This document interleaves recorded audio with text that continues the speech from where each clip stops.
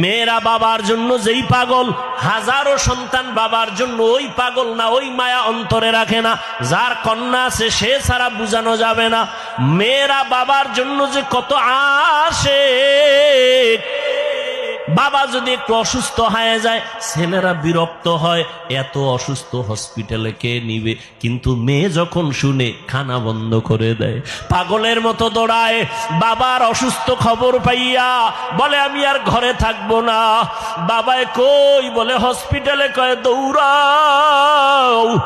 ওই মেয়েটা বাবার কাছে যায়, বাবা এত কষ্ট পাইও না, কাঁদিও না। একটা মেয়ে বাবার জন্য এতটাই ফেদা, এতটাই মায়া মোহাব্বত নিয়ে চলে। একটা মেয়ে চায় তার কলিজাটা কাইটা বাবার জন্য দিয়া দিবে। ওই মেয়ে পাইয়া যারা খুশি না, তোমাদের কপাল বড় খারাপ। নবী বলেন একটা কন্যা পাইছো, একটা জান্নাতের মালিক হয়ে গেছো। দুইটা কন্যা পেয়েছো, দুইটা জান্নাতের মালিক হয়ে গেছো। আমার মায়ার নবী ওই চরিত্রহীন মানুষগুলোর জমিনে আইসা আমার নবী তাদের আলিঙ্গন করলেন, বুকে লাগাইলেন। তোমার আমার মতো সি কইয়া বেনামাজিরে তাড়ায়া দেন নাই। আল্লাহর নবী ওরা গালি দেয়, নবী আরো কাছে যায়। ওরা লাত্তি দেওয়ার চেষ্টা করে, নবী আরো কাছে যায়। ওরা গালি দেয়, ওরা বদনাম করে, নবী প্রশংসা করে। ওরা জবান বন্ধ রাখে, বেজার হয়, নবী বারবার হাসি দেয়, আসো। নবী এমন ভাবে তাদের মোহব্বতের বন্ধনে আবদ্ধ করলেন।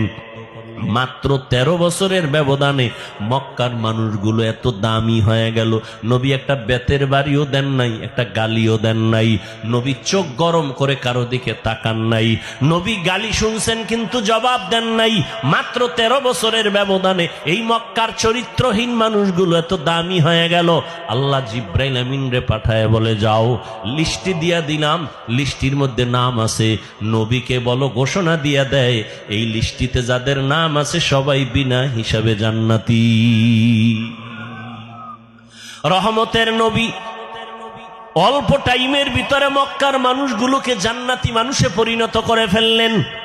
সুন্দর আখলাক আর ব্যবহার। একদিকে নবী দাওয়াত দেন, অন্যদিকে নবী আল্লাহর কাছে সারা রাত দোয়া করেন, আল্লাহ ওই মানুষটা বুঝে না, হেদায়েতের দরজা খুলে দাও, ওই মানুষগুলো কি দিনের পথে আনো।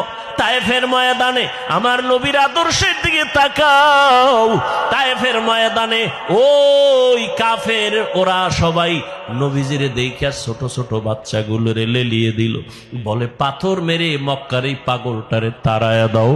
মায়ার নবীরে যখন পাথর মারে বৃষ্টির মতো রক্তগুলো পড়ে পড়ে নবীজির জুতা মুবারক আটকায় গেছে। নবী চোখের পানি ছেড়ে কাঁদে। আল্লাহ সহ্য করতে পারলেন না।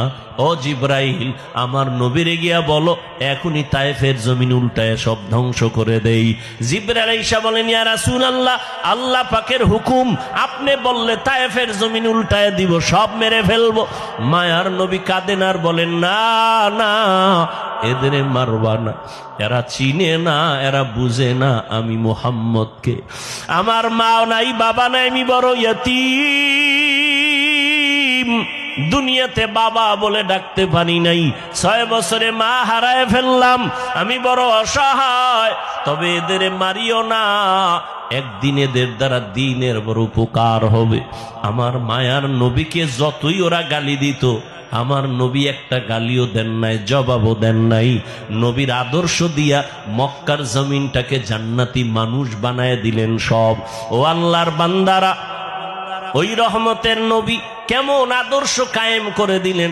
যুবকদের নবী বলে গেলেন, যুবকের আমি মুহাম্মদের উপকার করেছে, বুড়ারা আমি মুহাম্মদের বিরোধিতা করেছে। ও যুবক বাবা, কয়দিন আর দুনিয়াতে বাঁচবা? আমি কিন্তু এতক্ষণ চিল্লাইলাম, তোমার পায়ে ধরে ধরে বয়ান করলাম। কুত্তার মতো সারাটা দেশে ওলামায়ে কেরাম দৌড়ায় আর বয়ান করে, পাও ধরে। ও আল্লাহর বান্দারা, বিনিময়ে তোমরা একটা টাকাও দাও না, বরং গালি দাও, বিরোধিতা করো। এরপর আলেমরা কিন্তু এর গালির জবাবও দেয় না, বরং দেখলে হাসি মুখে সালাম দেয়, মোহব্বতের সাথে বুকে লাগায়। এর একটাই মাত্র কারণ, নববী আদর্শে তারা চলতেছেন, দুনিয়ার মানুষের দিনের পথে ডাকতেছেন। ও যুবক বাবারা, আজকে আমি এই কথা বলি নাই তুমি আজকে আমার মতো পাগড়ি লাগাও, স্কুল কলেজে তালা লাগায় মাদ্রাসায় চলে আসো, না।